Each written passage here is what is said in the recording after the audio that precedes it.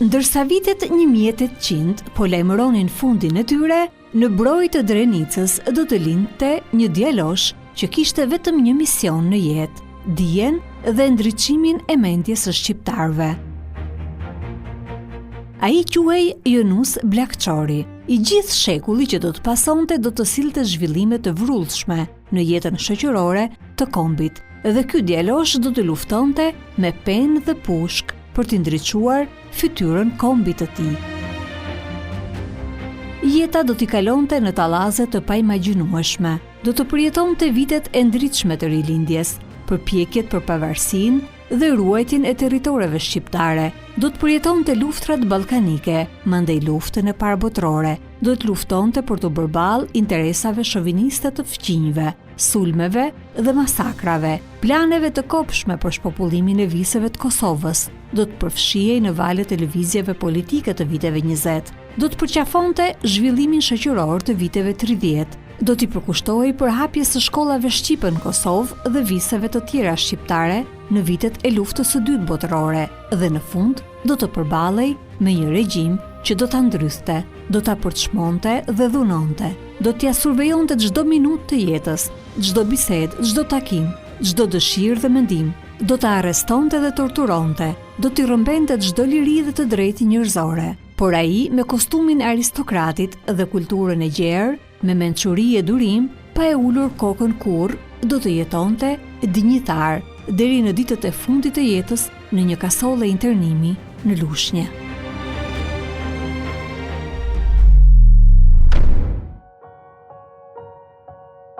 Kam lindun në katundin brojë të Drenicës së poshtme, mbi një kodrin në vitin 1895, natën e Shëngjërgjit. Një ditë më parë kishte lindur dhe një djalë në shtëpinë e Ram Lutanit, me të cilin na lidhte një miqësi. Të dy u pagzuam me emrin Jonuza nga prindrit tonë.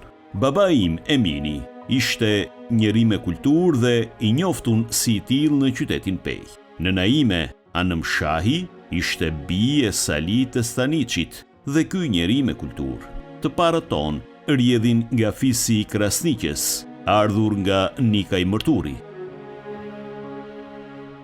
Hoxh Emin Bllakçori, babai i Yunuzit, ishte veprimtar i çështjes kombëtare, qysh me lidhjen shqiptare të Prizrenit më 1878 dhe me lidhjen e Pejës më 1899, si bashkëpunëtori i Abdyl Frashërit dhe i Haxhizekës e patriotëve të tjerë.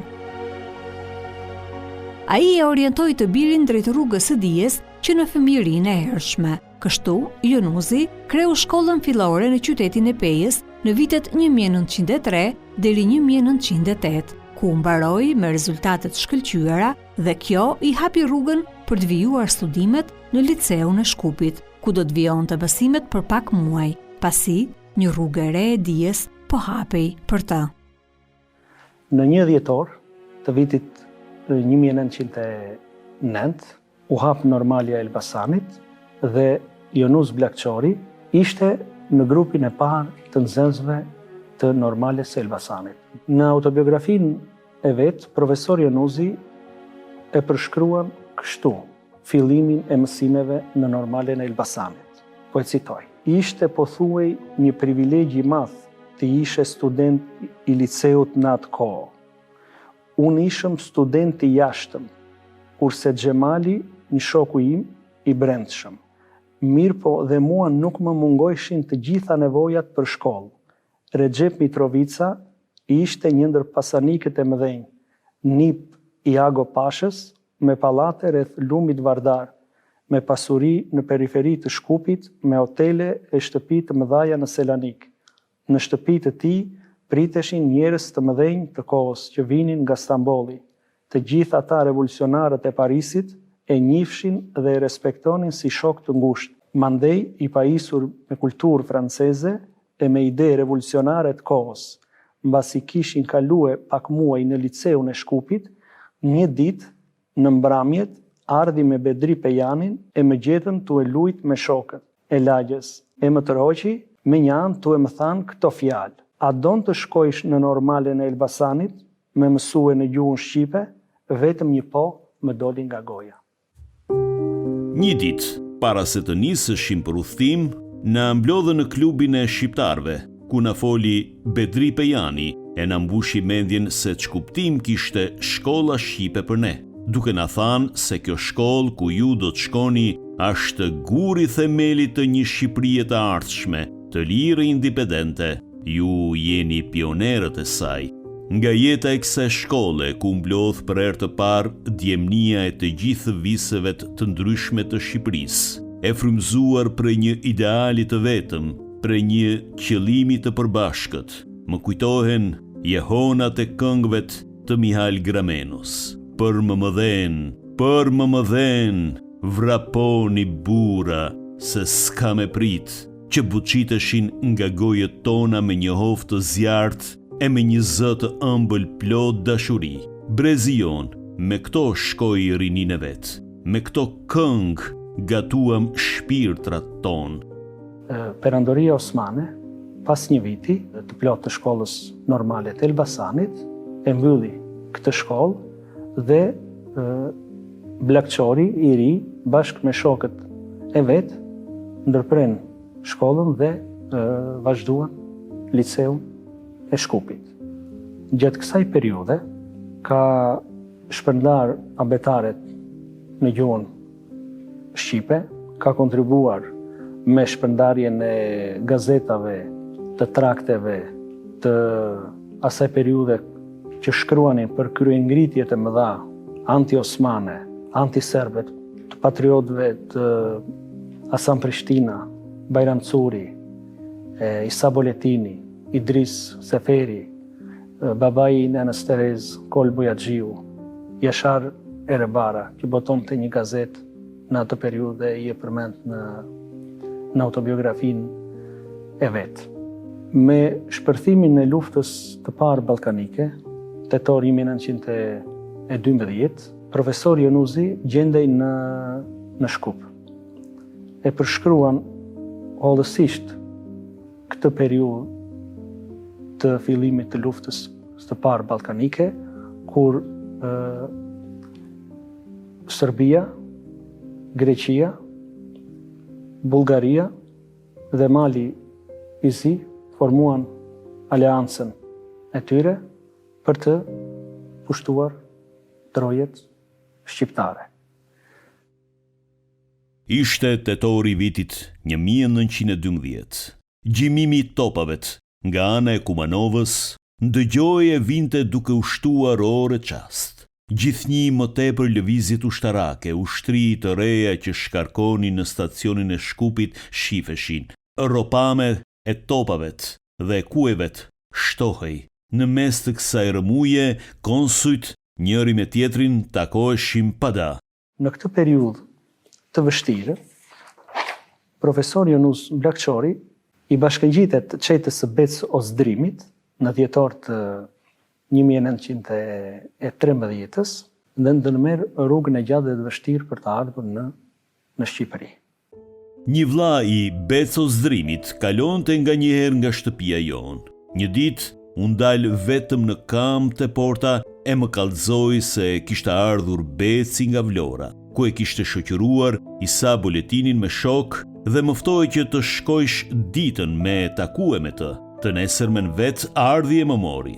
Si pesh kundër terrorit serb, qeta e Bec Ozdrimit në atë kohë, në mes të atij terrori, kishte nisur të peshonte fort shumë. Siç dëshmon vetë në kujtimet e tij, Jonus Bllakçori kishte përjetuar në atë rrugëtim përballjen e dy moshave të tij. 14 vjeç, kur ishte nisur drejt Elbasanit për të përftuar dijet dhe ëndrat për liri, dhe tashmë 18 vjeç për të bërë realitet ëndrat e lirisë. Në moshën 14 vjeçare, kishem ndërmarrun një rrugë të gjatë, plot me shpresa të bukura për një Shqipëri të lirë. Tani baheshem gati një tjetër ndërmarrje të dytë për t'i kaluar malet e Alpeve tona në mes të një dimri të egër, në mes të një terrori të tmerrshëm për të arritur në Vlorën tonë historike ku valon flamuri i Shqipërisë në një moshë 18 vjeçare. Pasi mbërin në Vlorë, në 22 janar të vitit 1914, takohet me Isa Boletinin. Ai orienton për tek Petro Poga, ministri i drejtësisë, firmtar i pavarësisë në asaj periudhe, për ta ndihmuar për të vazhduar shkollimin në Kolegjin e Shën Adrianit në Shën Mitër Korona në Itali. Periudha e qëndrimit në Kolegjin Shën Mitër Korona ka qenë nga viti 1916 deri në fillim të vitit 1919. Gjatë kthimit në atë dhe, në shkurt të vitit 1919, ai do të udhëtonte me vaporin i cili sillte trupin e pajet të kryeministrit të parë shqiptar, patriotit Ismail Qemali, për të varosur më pas në Kanin. Në afërsi të ishullit të Sazanit, nisi të ngrysej. Në qiell shifeshin yje, filluan të pasqyrojnë në detin e kaltër. Një tokë ushtarësh ishin në govert, duke biseduar mbi ngjarjet e ditës. Në atë çast ardhi u bashkua me ne oficer marine që shërbente në vaporin ton e na tregoi se është duke udhtue një kruazor paralel me vaporin ton. Ky kruazor shpinte arkivolin e Ismail Kemalit në vendlindjen e tij. Kruazori kalojnë në atë mbrëmje të ngrysur para nesh, pam arkivolin e mbuluar me një cohë të zezë mbi të cilën vendosur një flamur kuqe zi, fati desht që unë t'i ipshim i pari nga djemtë e Shqipërisë për shëndetjen time, duke udhëtuar në det. Pasi më rinë në Vlorë, emërohet mësues në Imar. Mirë po, klima politike e asaj periudhe që mbretëronte atje nuk i shkonte për shtatë natyrës së tij. Prandaj, siç na dëshmon ish nxënësi Ymer Bushi, i kërkuar nga populli, Jonuzi u gjend në kuç të Kurveleshit. Ja si e kujton ish nxënësi i tij Ymer Bushi, mësuesi i ri na këshillonte me pasion e pa u lodhur, sikur të ishin fëmijët e tij, dhe këtë e bente që të ndiste në zemrat tona ndjenjën e atë dhe dashurisë dhe urrëtitjen për okupatorin. Ka hapur shkollën e parë shqipe në Imar, shkollën e parë shqipe në Kuç. Dhe përveç se jepte mësim shqipen dhe historinë e Shqipërisë me radhë, gjitha i mblidhe dhe folklorin.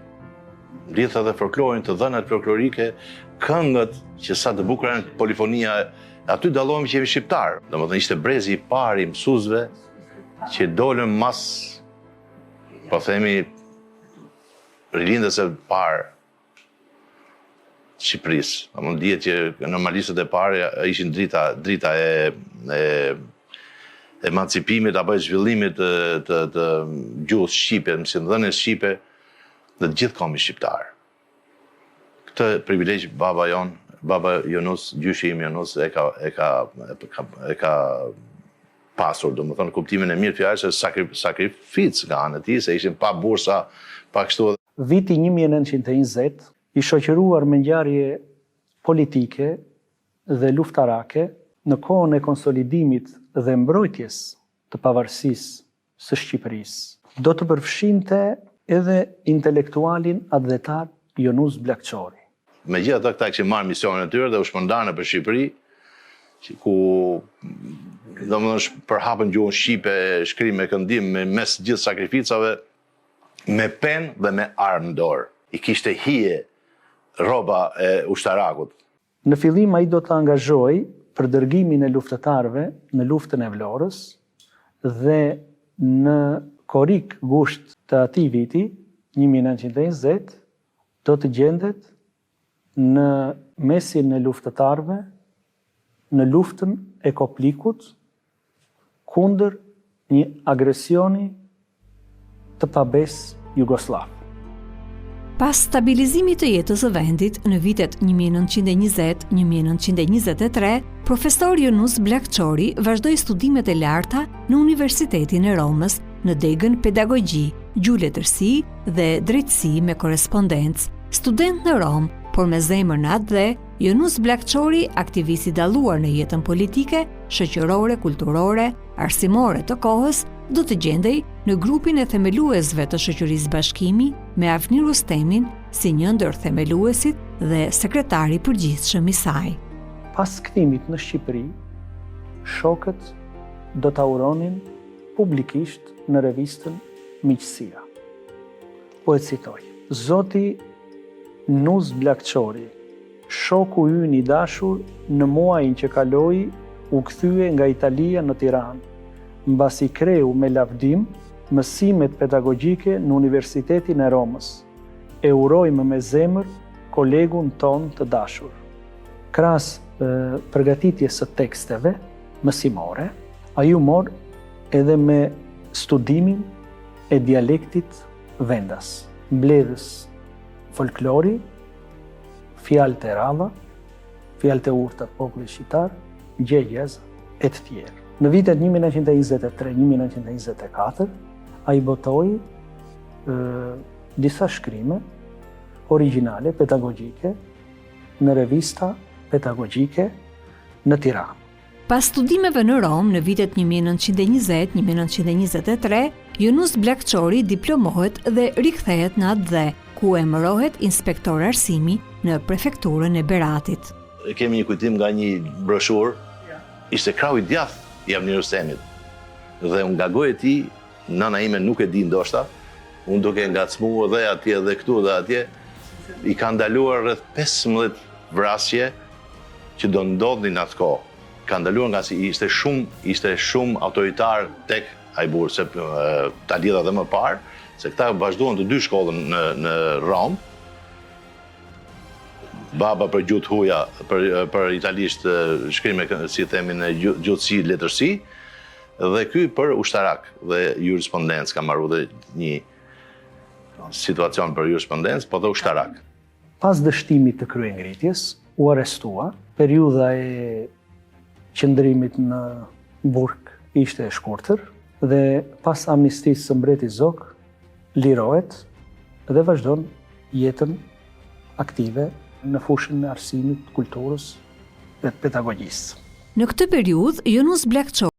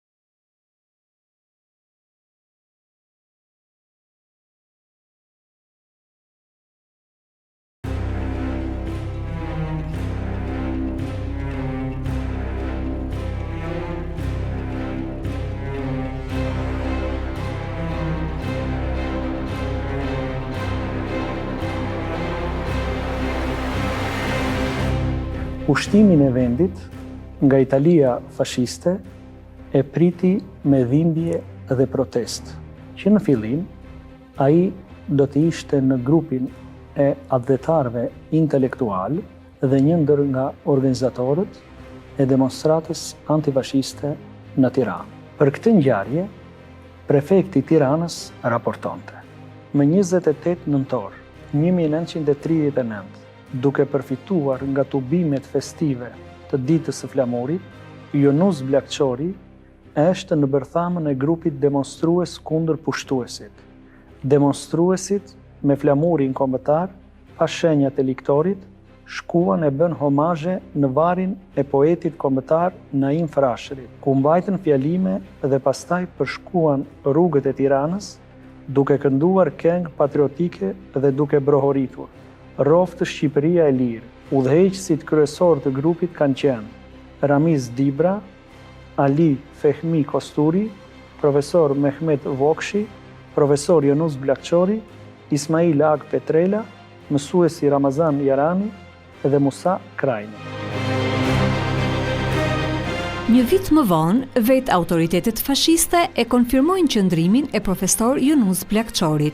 Një nga hierarkët fashist të Tiranës njoftonte e prorët. Profesor Jonus Blakçori, që një prej promotorëve dhe organizatorëve të demonstratës së 28 nëntorit 1939. Ai udhëhoqi studentët në rrugët e Tiranës duke i nxitur për të shfaqur urrëtie kundër Italisë. Profesor Jonus Blakçori ka hapur 300 shkolla të para me urdhë të qeverisë shqiptare në vitin 41 të zot Nikoliçit. Në vitin 41 në Kosovë 300 shkollat e para shqipe. Duke shfrytzuar kushtet e reja historike, Kosova dhe trojet veriore dhe lindore të Shqipërisë etnike u bashkuan në një territor dhe administrat të përbashkët. Më 23 qershor të vitit 1941, Ministri i Arsimit Ernest Koliçi dhe Kryeministri Mustafa Kruja ngarkoi një mision për studimin e gjendjes arsimore në Kosovë.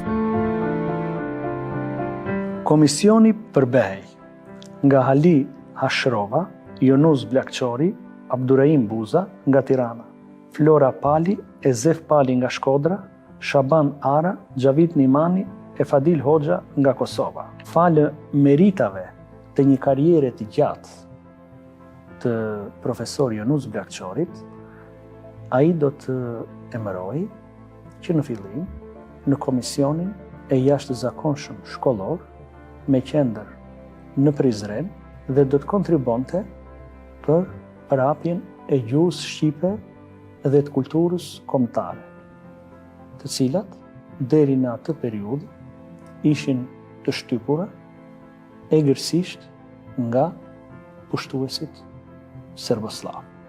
Profesor Jonus Blakçori, në një fjalim që ka mbajtur, duke ju drejtuar rinisë kosovare, theksoi mes të tjerash: ndërsa mallëngjimi më i thellë po na pushton tan shpirtin të ndezur për të ju pamur e për t'ju përqafuem ashtu si përqafohen dy vllazën të tretur mbas një kohë së gjatë. Vlon në zemrat tona një gëzim i pamas e i pa kufi, i cili deri në fytyrën e më të voglit e ban më të gëzueshëm, më të ëmbël, e mendja kthehet në një bukuri dhe harmoni të pashoqe. Dielmëni, mblidhuni rreth hijeve të kapitanëve të mëdhenj, ashtu si u mblodhën tokë burrat e Kosovës, mblidhuni tokë me besabes ndër të gjitha ato vende ku mbretnojnë heshtjet e shenjta të dëshmorëve. Në vitin 1941-1942, Jonus Blakçori emërohet dhe punon si drejtori i Shkollës Teknike Bujqësore në qytetin e Pejës. Përmes një raporti për vitin shkollor 1941-1942, drejtori Blakçori i përshkruan gjerësisht dikasterit çështjen e ejtjes së madhe të popullit për dituri, për përhapjen e arsimit në gjuhën amtare. Bazuar në këtë nevoja, Blakçori i fokusoi të gjithë energjitë e tij intelektuale dhe fizike në këtë mision të rëndësishëm të forcimit të shkollave shqipe në Kosovë.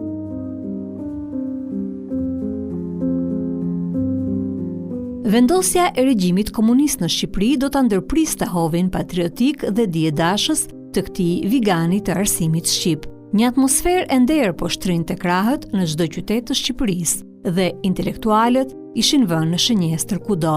Nuk flitej më për çështje kombëtare dhe lufta e shumë dekadave për krijimin dhe forcimin e shpirtit të kombit ishte ndërprerë me dhunë. Në valën e fortë të goditjes së patriotëve dhe intelektualëve do të përfshihej edhe emri i Jonus Blakçorit. Ai refuzon të shkruajë në kujtimet e tij për gjithçka i ndodhi pas vitit 1945, por kjo pjesë e dhimbshme e jetës së tij dëshmohet nga burime të tjera historike, familjare dhe të rrethit të njohurve dhe miqve të tij.